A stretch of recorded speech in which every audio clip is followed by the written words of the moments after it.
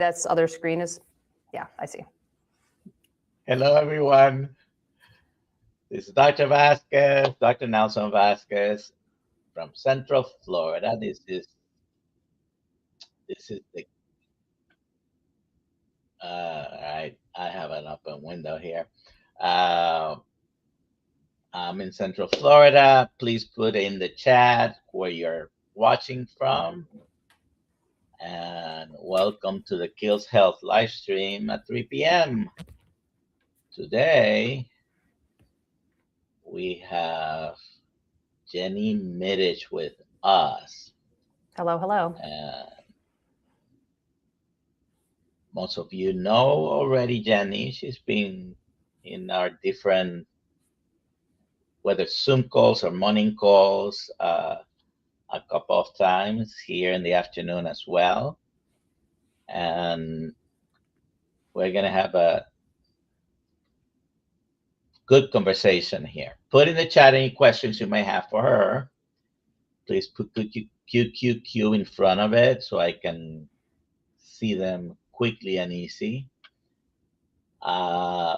This morning, 2 people told me that we're going to be here. I don't know if they're here or not. So, yeah, they're not here yet. Yeah. It's all good.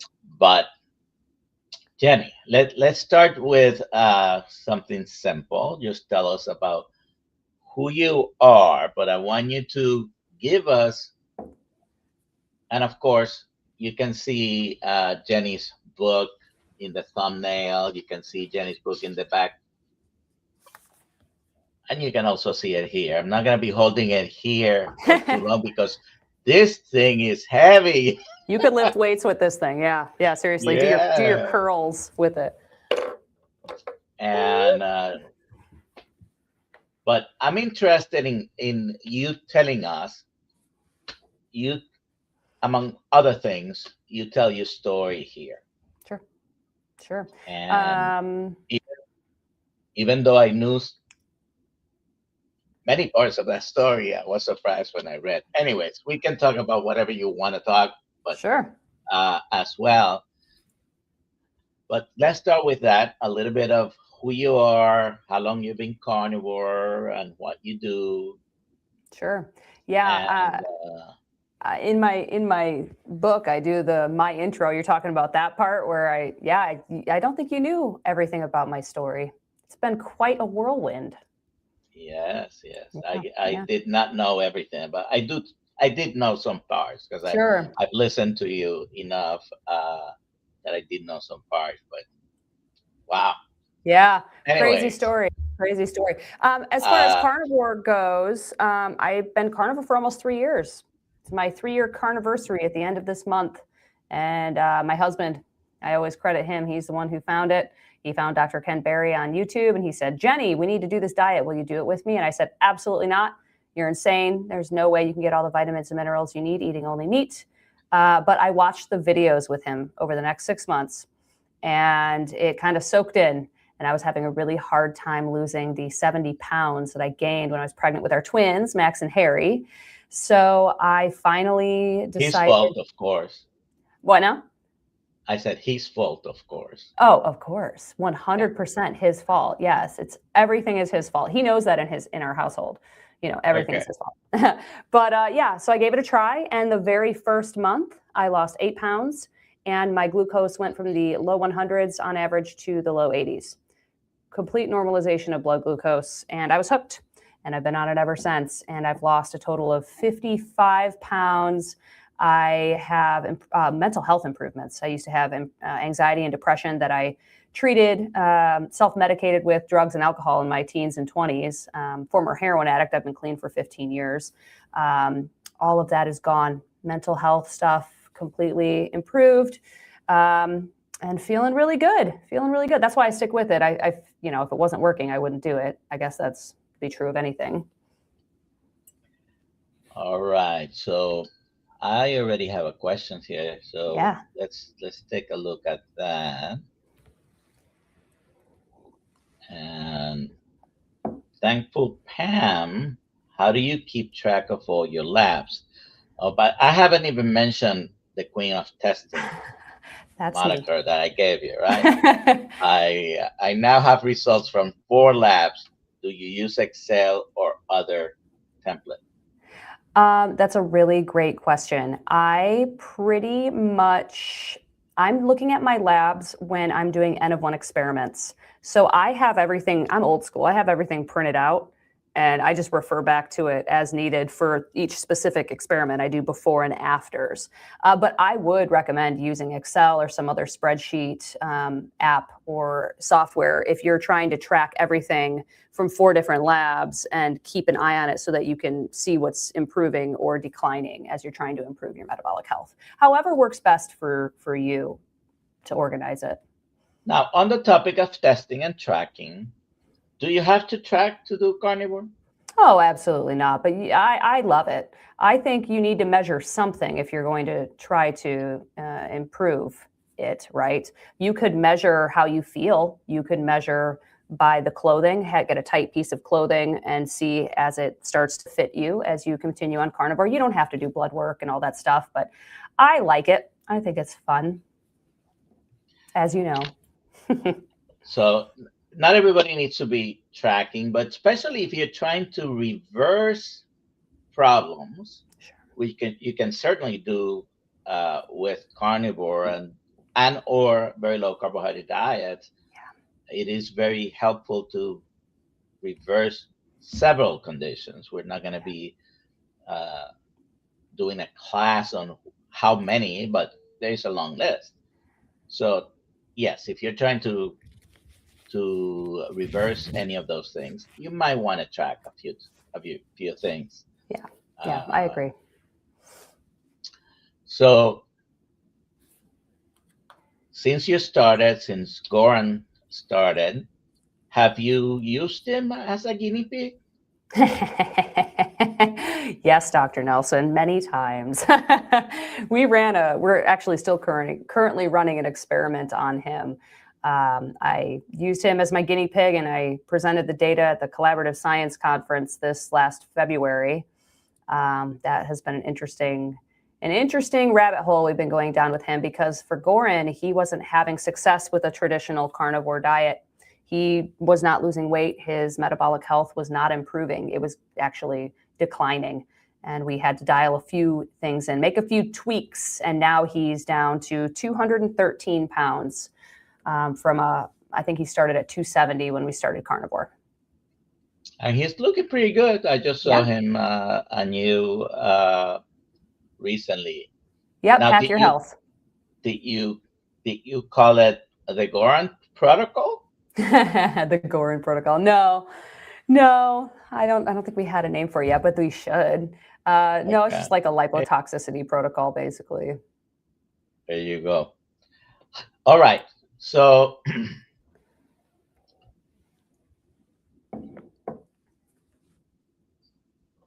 tell us about, and in the book, half the book probably is a bunch of recipes. Very good. Sure.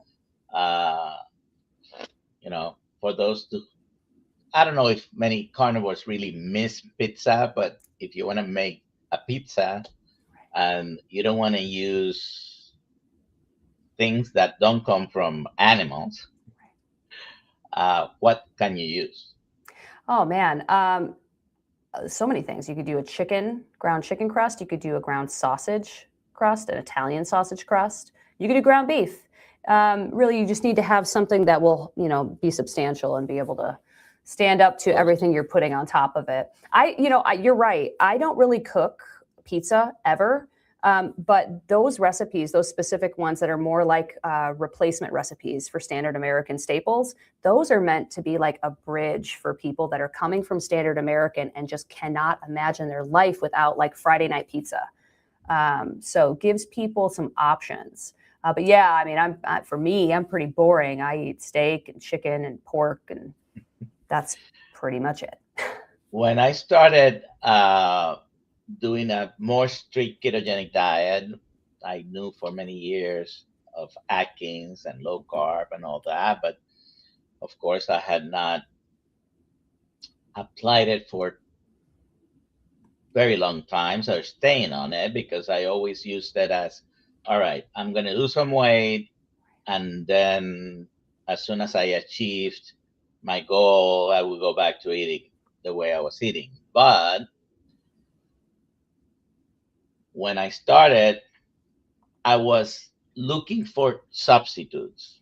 Okay. I do cook for the past several years, definitely since the pandemic and before. Uh, I'm the main cook in the house. Uh, for most of our first, I don't know, 30 plus years of marriage, it was usually her because there were kids in the house and I was outside the house, but past several years have been the cook. And I started experimenting with the lookalikes and the substitutes and trying to, you know what? At the end, I pretty much got tired of that. And then when I went carnivore, it became so much easier to cook. And we're Yeah. planning a Christmas family dinner. Christmas Eve is going to be all meat. Wow, that's awesome. I love that. For the whole family, how many people are you going to have? Just the immediate family, my son who's married, and my grandson. Awesome. And the one coming, we don't even know boy or girl yet, but there is another one coming. Oh, so cute. Oh, I love babies. Anyways, and my other children that live still with me and my wife. It's going to be a small thing. Nice. That'll be fun, though. And Dr. Nelson's wife, Nellie, is amazing. I love her to death. Tell her I said hi. Yes, I actually told her I'm going to with Jenny this afternoon, but she had to go out for something. Aw, so, that's all right. I wanted to at least say hello here. She's great. She did tell me that talk to you at Hack Your Health, and she was looking through the book and the recipes and all that. Nice. All right. So this is the question I already brought up. Let me get rid of this. I have another question here. Is there any supplements you should not be taking with creatine? I can't think of anything offhand. I normally take my creatine with my electrolytes in the morning, so I'm not really taking it close to any other supplements, but that's more just a product of when I drink it, not really intentional. There is a supplement that many carnivores still take that is not animal based. It's called coffee. And some studies show that taking creatine, not creatine with your coffee may negate some of the benefits of the creatine. Good to know. So it is best to take it. If you drink coffee, then just have it apart from each other, maybe an hour or so. Now, is that decaf and regular or just regular coffee? You know, I haven't looked more into it because I still might put it in my coffee sometimes in the morning. But the truth is, there's at least one study, maybe more, were drinking it with coffee. So I don't know if it's the coffee or if it's the caffeine. Caffeine, right? Yeah, that'd be a good question. I should figure that out. I'll dig into that a little bit more. But I've seen those reports, and yeah. So I have water here with some creatine and some exogenous ketones as well. I had a concussion about 3 weeks ago. It took me 9 days. Took me 9 complete days to feel completely recovered. I was a mild thing. It wasn't a severe head injury, but I kept having symptoms it was on the 9th day was when I said, okay, I feel better. Oh, good. I'm glad you're okay. And adding some ketones and creatine was part of what I was doing. So for that protocol, how much creatine are you taking? I take usually 10 grams. Okay. in the morning, and sometimes I take another 10 grams in the afternoon if I have time or if I remember, because sometimes I even fill this up and I may not finish it, but trying to do people who are taking it for the muscle bodybuilding crowd, sometimes say 5 to 10. You have to go a little bit higher dose for the brain benefits. Yeah, for the cognitive benefits. I've heard 20 to 25. I take 20, split into 2 doses per day. So I try to do the 20 a day, but sometimes I forget that second dose. Usually in the morning it's easier to remember, I got to do this. Yeah. Anyway, so this is my second 10 of the day in this. Getting it in, Dr. Nelson, getting it in. If you have any more questions, please put them in the chat. And let me take this out.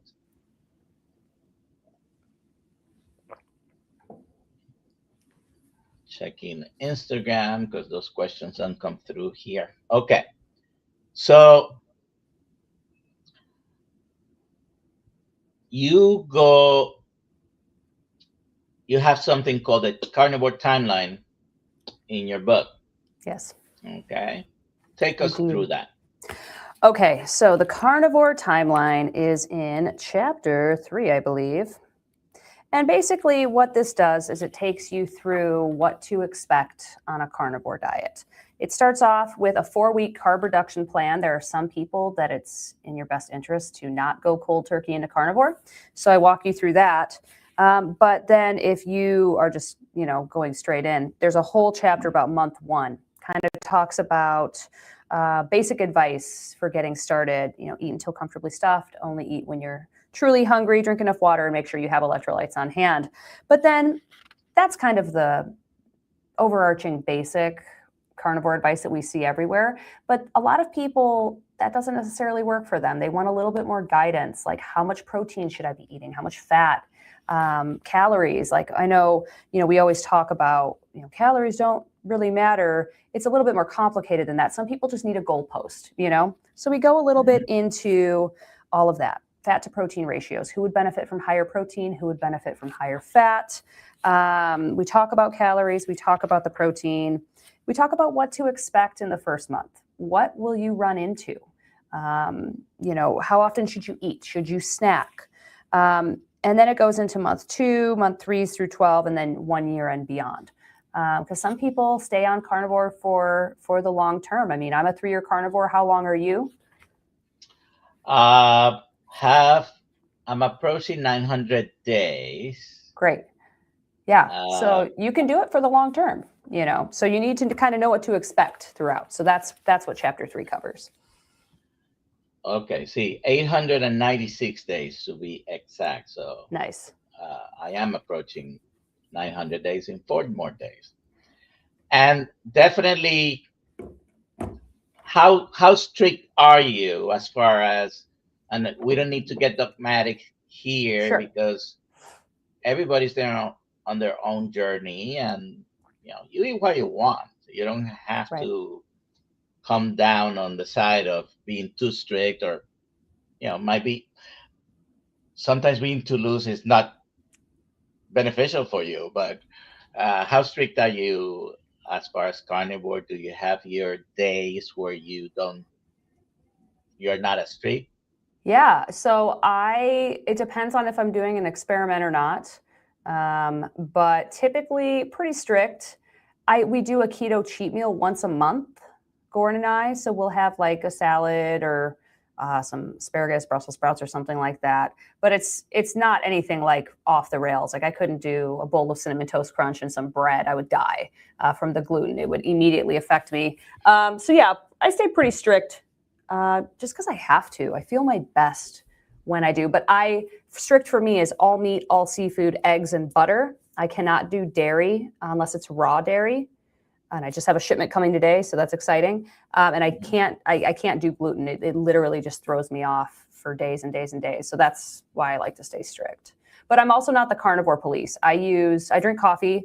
I use supplements. I use seasonings. and I use like Primal Kitchen ranch dressing or their buffalo sauce with my chicken wings. So in that way, I wouldn't say I'm like super strict.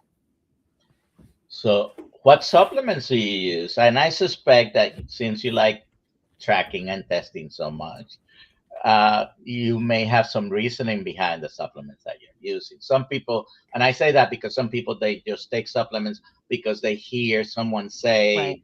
oh, give you an example, iodine. Everybody's deficient on iodine. Well, actually, everybody's not deficient on iodine. So Right. if you're going to take iodine as a supplement, my opinion should be just a few drops on a regular basis. But if you want to know you're deficient about iodine, then test, don't guess, right? Right. Well, yeah, you know me, I test everything. So I'm working with a functional medicine practitioner for my Hashimoto stuff. So a lot of the supplements I take are based on that, blood work levels, and also optimizing for healing from Hashimoto. So I'll take like selenium, I take a zinc and copper, I take a B complex, a methylated B complex. And a lot of people, I get this comment a lot on my videos because I'll do like what I eat in a day, and I'll show the supplements that I take. And I get a lot of comments like, why are you taking B vitamins if you're eating so much red meat? And the answer is I have an MTRR gene mutation, similar to an MTHFR gene mutation, where I don't methylate B vitamins very well. So I was seeing in my testing before I took the B complex that my B12 and my folate was low, not like tragically low, but pretty low for the amount of meat that I consume. And my homocysteine was a bit elevated. Those are both really good indicators that you have that gene mutation. About 40% of the population does. So I just give my body the methylated form of the B vitamins, make sure it's a really clean one that has all the correct forms of the B vitamins that are bioavailable. And I don't have to worry about that anymore. So there's that. I do take iodine occasionally, and I agree with you on that. You need to test, don't guess, and also make sure that you're taking a really clean iodine because a lot of them are contaminated with heavy metals, and you don't want to be taking heavy metals every day.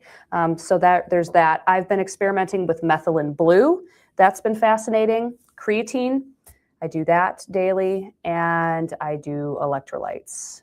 And I think, I take a D3 and a K2 as well. Very good. Yeah. Talk to us about visceral fat.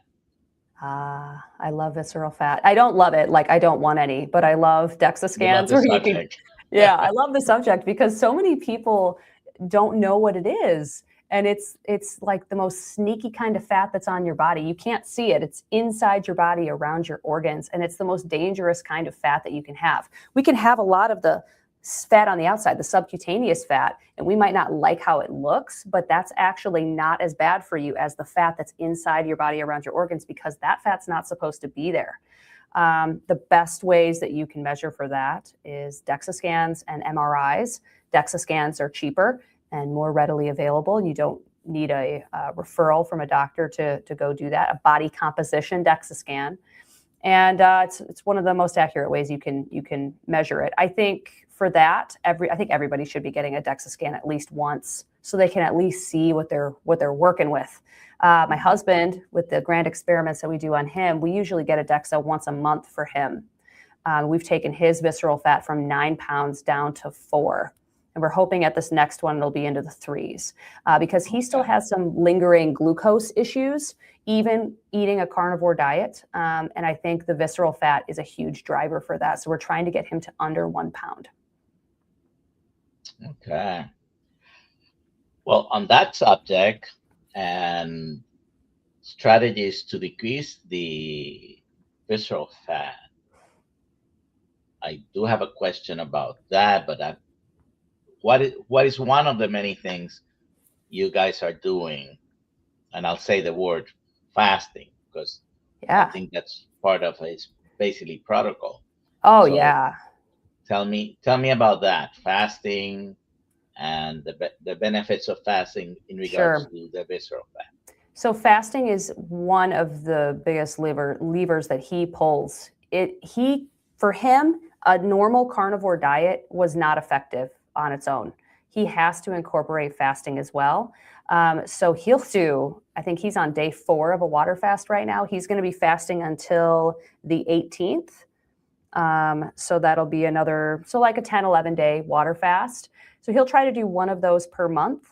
And then the rest of the time, he just does slightly lower fat carnivore diet. So like 65% fat to 35% protein. And then he does strength training and some zone 2 cardio. Those 3 things together have been really, really effective for him. But it's only when he does those long water fasts consistently, at least once per month, that he sees serious results.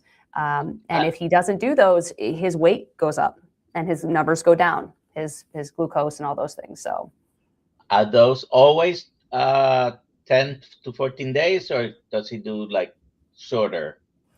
Yeah, it depends on what's going on in our lives. Like right now, we're in between 2 family dinners that we have to go to, the 4th and the 19th. So he always likes to do a long fast in between these 2 because right before the holidays. But yeah, if we don't have a lot going on, he really sees a lot of benefit from the 10 to 14 day.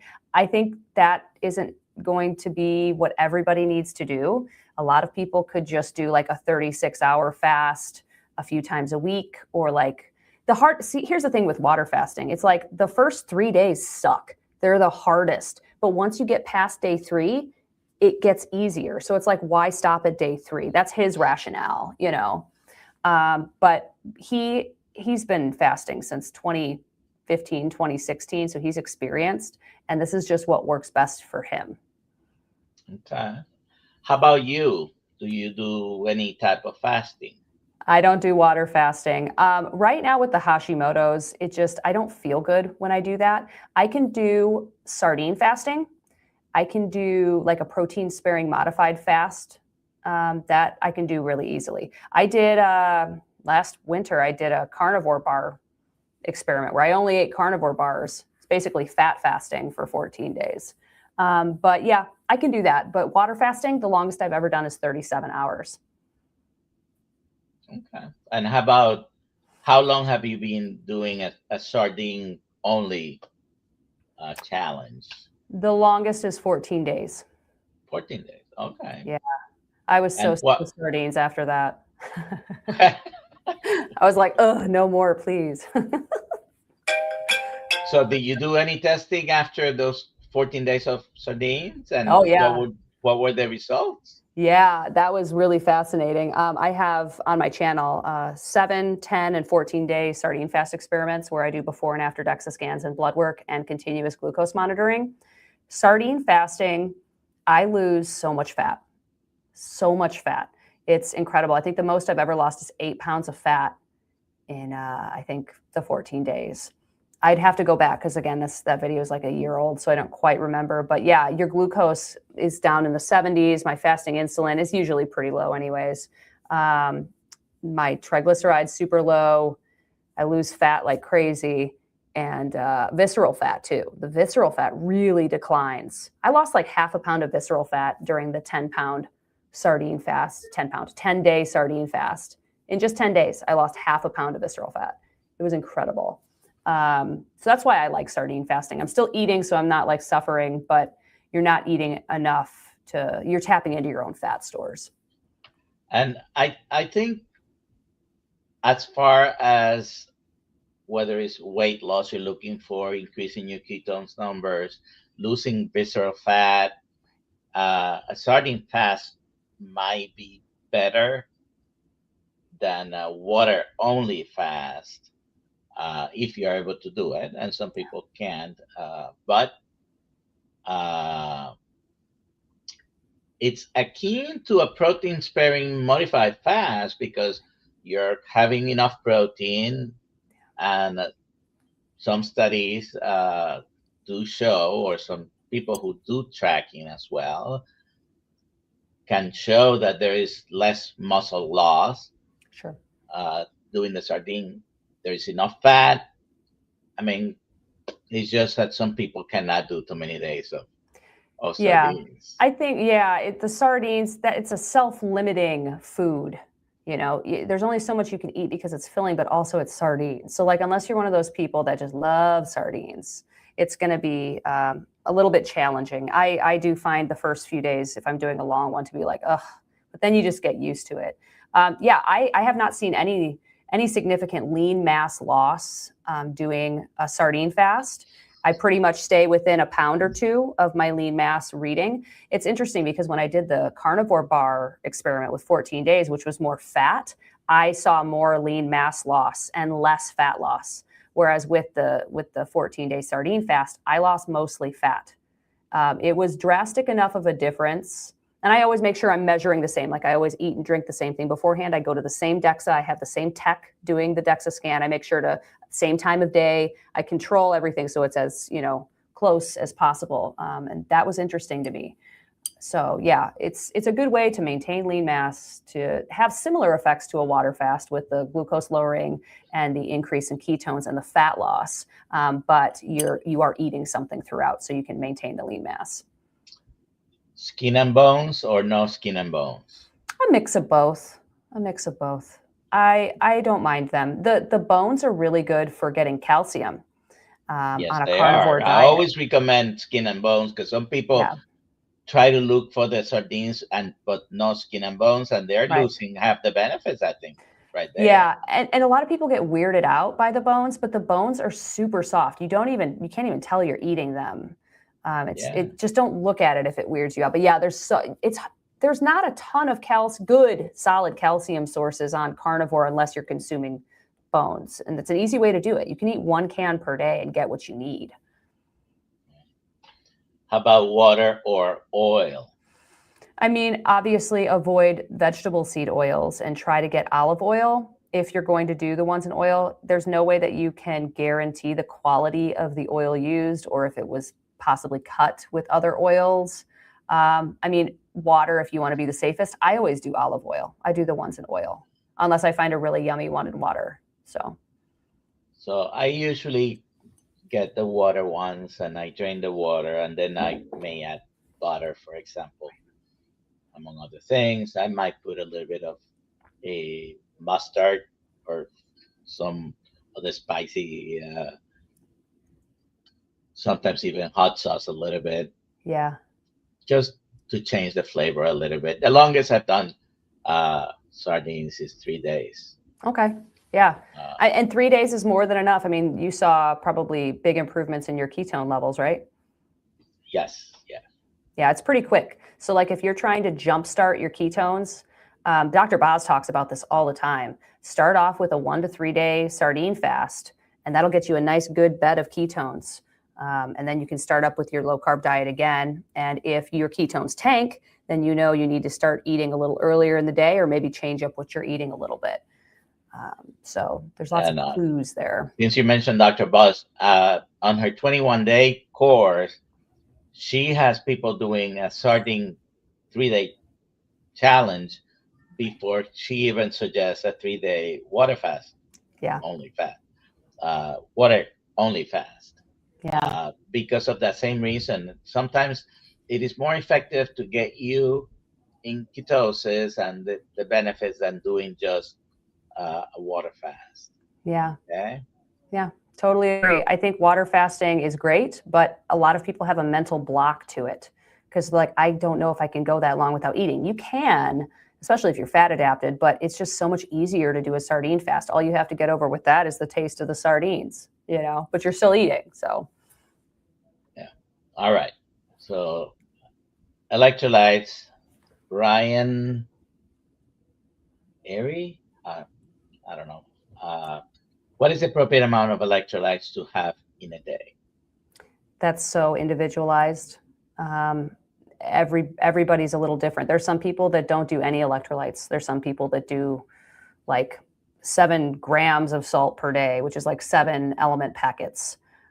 You kind of have to play around with it and figure out what works best for you, where you feel your best. And then it depends on climate too. If you're out in the summer doing yard work for hours and sweating, you might need more. For me, I'm good with like 1 to 3 packets per day.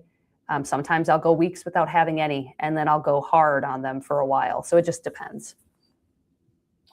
Most of the time, I personally just add salt, but we have some electrolytes in the house, and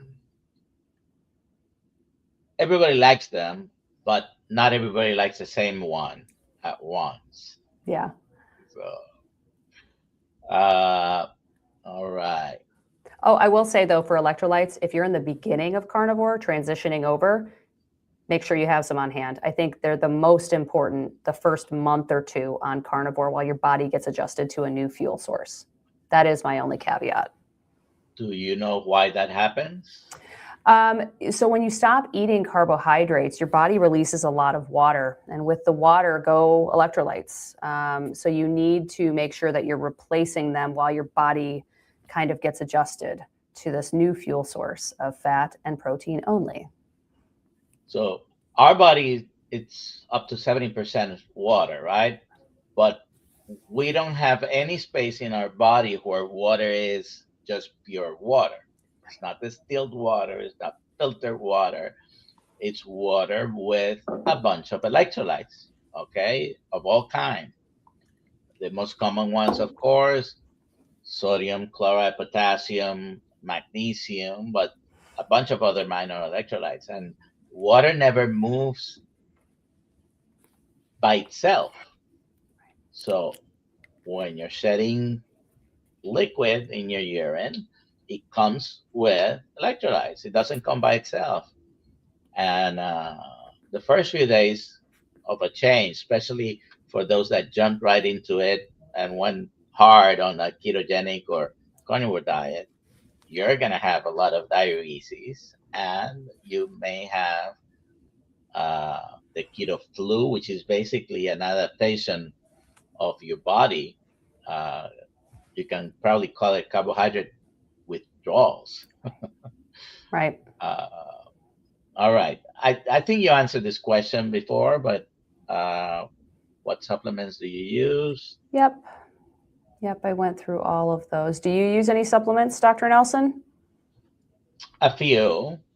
I use an organ blend, grass-fed organ blend.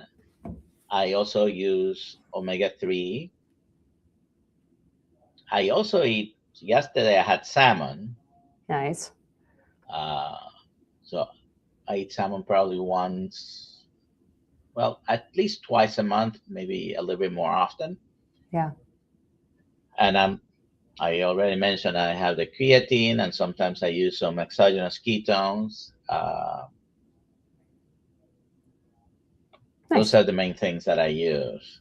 Sweet. All right. So this is a comment that someone made, but I brought it up because uh, congrats, Donna Ray. I'm about 335 days. I started in early January 2025, but don't know the day because I never intended to stick with it. That's so great. Yeah. I wasn't sure if I was gonna stick with it, Yeah. but it took me like 3 days to feel that elation and absolute no hunger when I woke up. Now I had been doing pretty much uh, Keto. strict keto, probably not even 20 grams a day for about 6 months. Nice. But I've never had the keto flu, never ever, Jealous. and I've done Atkins multiple times, never had keto flu, but I was already basically doing mostly meat when I went carnivore. It just took me 3 days uh, to wake up one day and, gee, I know for a fact I'm not gonna eat today. Was my thought.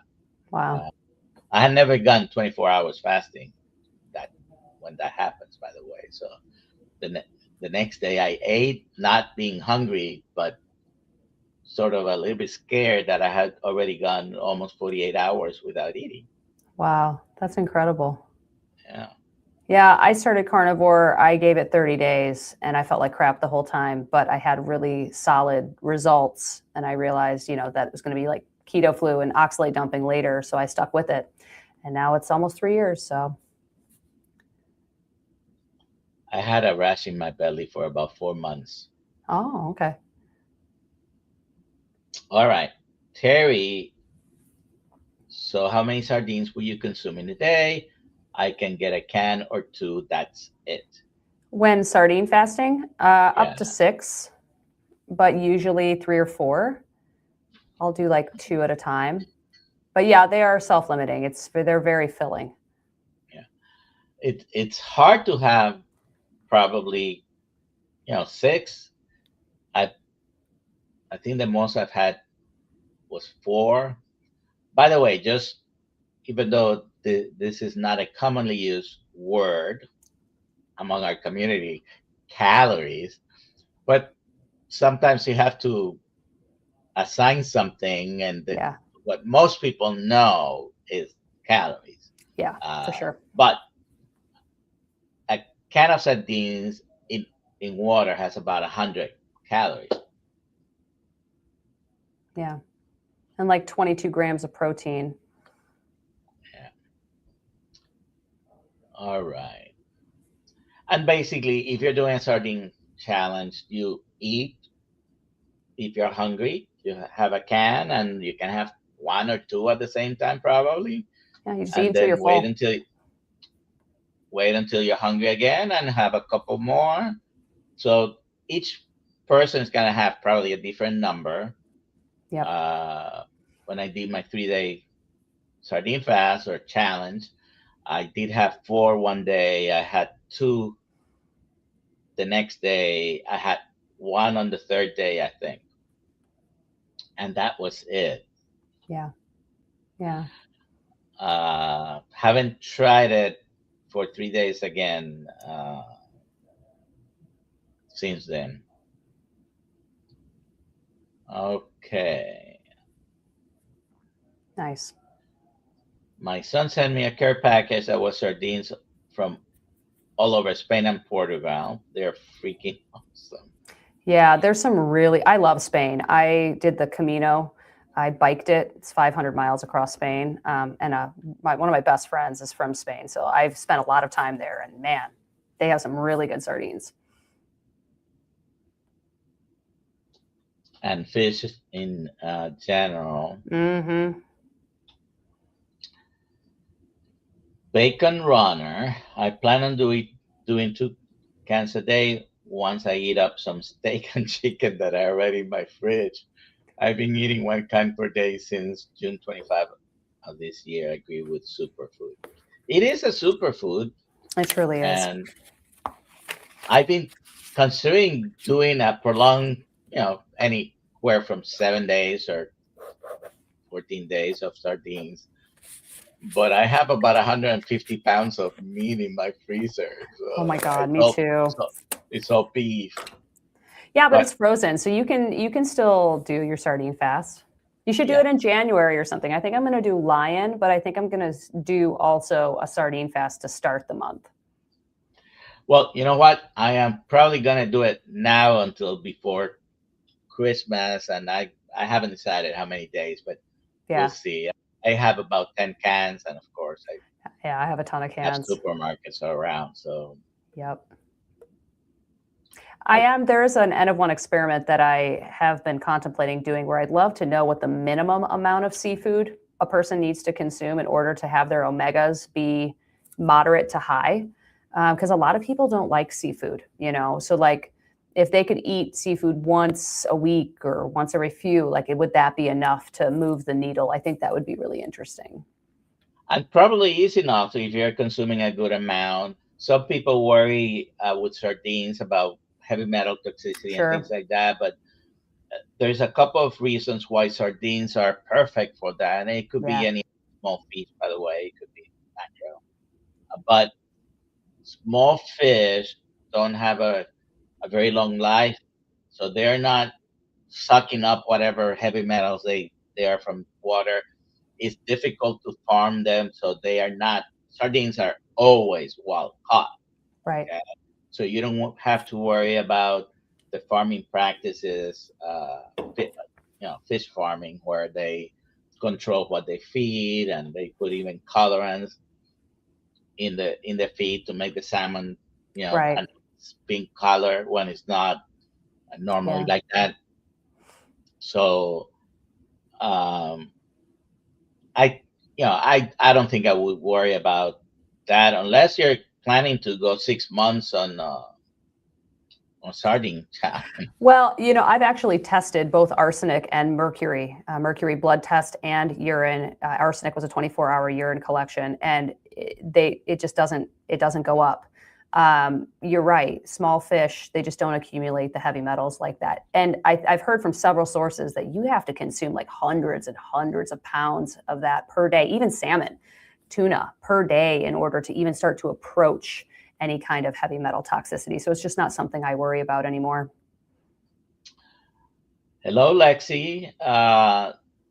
She asked, do you guys think that BBBE or even Lion Diet will help me with my food issues, binging compared to regular carnivore?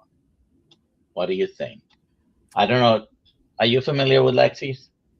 I am not. Okay. So she's mentioning here that she has some problems with binging, among other things. Yep. What do you think? I think sometimes it can be really great to strip your diet down to simplicity, and do that for a month or two to help with any kind of food issues, binging, food addiction, those kind of things. I love BBB and E. I have done several 1-month stints of just BBB and E in my carnivore journey, and I always feel a lot better. My ketones are really high, and I usually lose some fat. As far as Lion Diet, I have not done Lion yet for any extended period of time. I'm going to do, I think, a month in January. But from what I've heard, a lot of people talk about, it can be really healing. So yeah, I think it's worth a shot. And since we were talking about sardines, I don't know, Lexi, if you like them or have tried them, but the simplicity of reducing what you're eating to just one thing sometimes helps with the binging issues, okay? Because you're not having all the choices that you could have. I never look at a carnivore diet as restrictive, because Right. you do have a lot of choices when you think about it. But hey, try something like that for 7 days or 30 days, even if it's sardines, or maybe every other day, beef, sardines. Yeah, because the sardines have omegas and different, nutrient profile than beef, and both can be really helpful. So that could be fun. All right.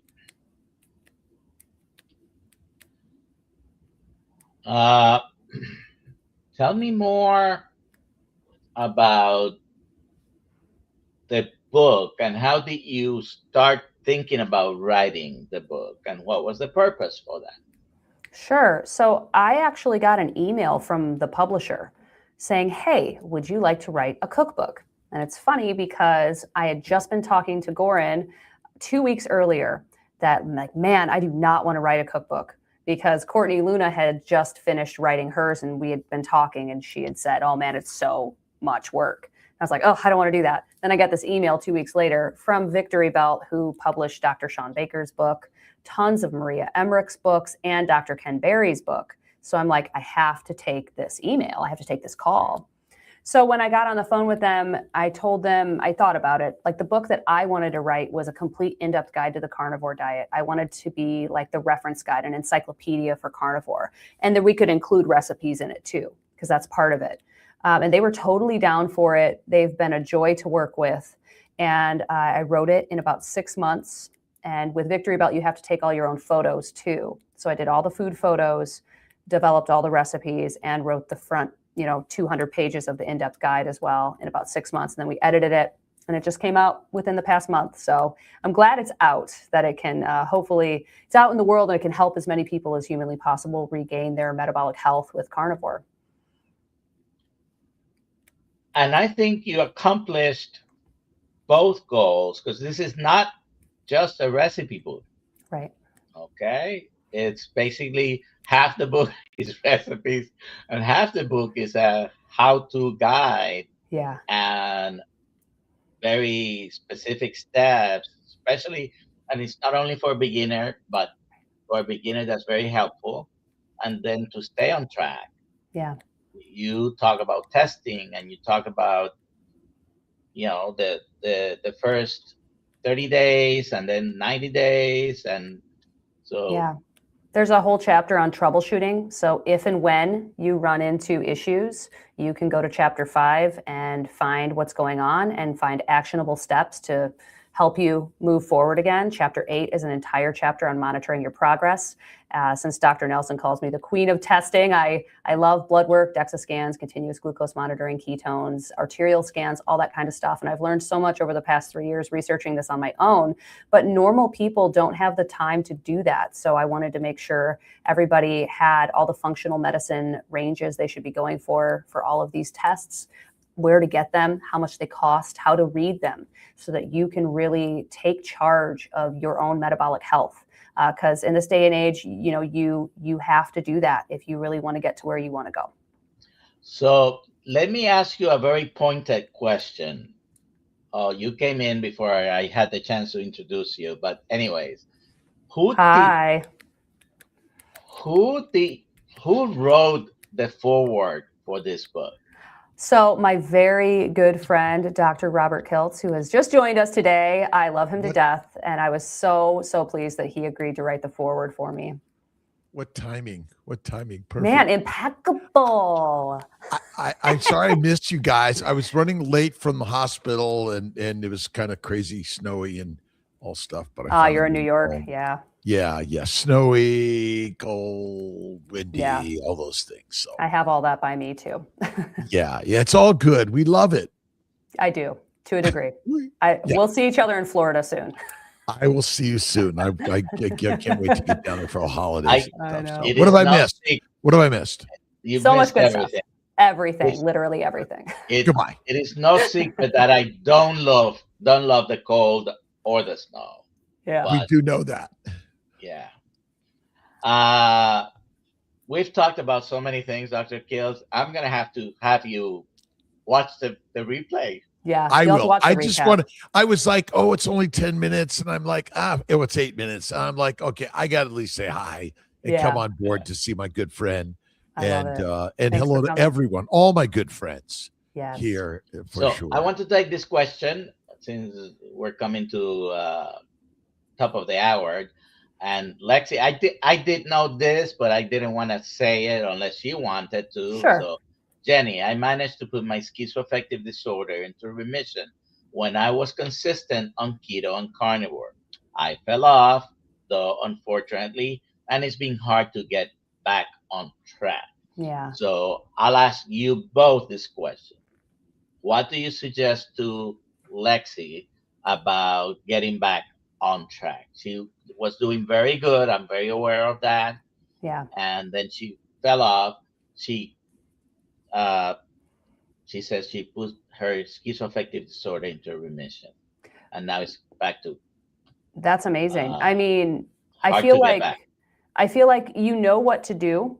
You know what worked for you. So the first thing is mindset. Don't beat yourself up about it. You know, we all fall off the wagon. It's totally normal. We're human, and that's okay. The next thing is, I really like the idea of maybe simplifying it, like you talked about in your earlier comment, BBB&E or Lion, or even doing like a 3-day sardine fast, something to get you back on it. So make up your mind, I'm going to do this, do something to get yourself back on track, and then keep the ball rolling. That would be my advice. Dr. Kiltz. I think, Jenny just mentioned mindset. Is that important? Well, it was community and talking about what's going on. And I think we're all human beings, and we go off from time to time, and it's good to talk about it. And then I love journaling and reading. I do Christ-based teachings, and I'm working on a couple of new books right now. And I was working on something earlier today, and it's pretty normal. And I I think, finding something very simple, exactly what Jenny said, is so powerful. I go to raw, dry aged beef and salt and I keep that doing it. But we're all normal. We do it. This is the nature of humanity. We get up, we get down, we fall. Hopefully we just keep on getting up and keep doing it, and then talk about it in these groups, which is all of us are human. And then our brothers and sisters are all, hey, you're perfect. We love you. And, just get Jenny's cookbook and pick something there for sure. But, or pick and cook, right? It do that. But it is such an important thing that we're all here together. And that's why I started the 5 a.m. Meetup, by the way, because I needed consistency and a community that, like, oh, Kiltz, you're really going to do broccoli? What? Yeah, no. So, like, no. Oh God, why? No. But salmon. I just found someone gave me some oh my God, smoked salmon from like Norway that's Nice. in these packages I could keep on the shelf in my office, and I could just grab those things when something's going to go off. And then my other thing I do is I go to my supplement, my electrolyte supplement. That's sort of, and I'm working to get off coffee again. I don't know. I love coffee, but I was know like, it's okay, so good, but you're like, it's time. so good. I don't know. But I go up and down, and I fall off, and I get back. Yep. And Coach Juliet Edens basically say high fat helped her immensely. Yeah, definitely for mental health issues, for sure. Butter. I just keep butter in my refrigerator at my office. Wherever I'm at, I keep butter, cream. I don't eat that many eggs, although I do love them. I just don't. Butter, cream, and a ribeye steak, or even some ground beef that I could just mix, put in the air fryer, and black and blue. I put it in frozen so it stays blue. Nice. Yeah. All right. Jenny, what is your take on dry fasting? This is Thomas, Target Prime Grid.